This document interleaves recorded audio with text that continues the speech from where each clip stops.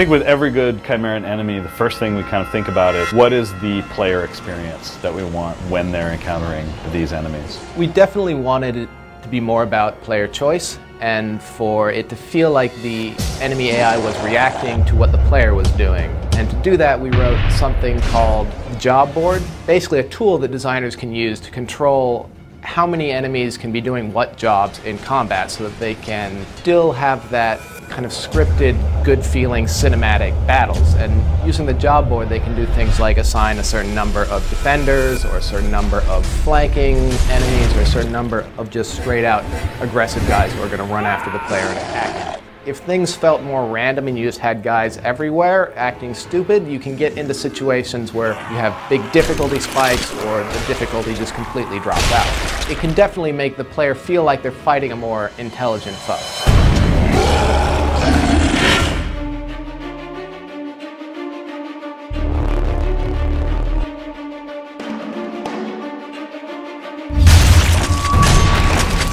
The Grims are, for lack of a better term, almost aborted hybrids. So they're halfway between human, halfway between a hybrid. Malnourished, malfed, that's why they obviously move a little slower. They tend to be more numbers of them, but they're not as smart or as intelligent as a hybrid. They don't use weapons. They just try to melee or throw whatever debris they can find around them.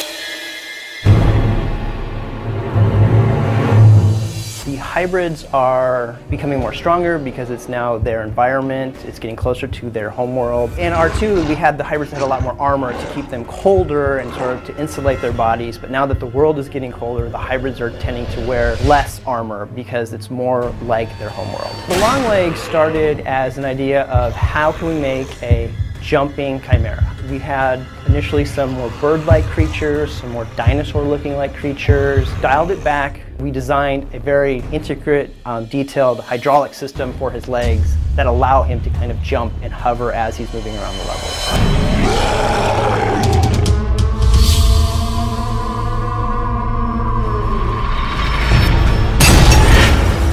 The Brawler, we wanted to bring back kind of the intensity of the Titans from earlier Resistance, but have them much more agile, have them be able to come down on you really fast.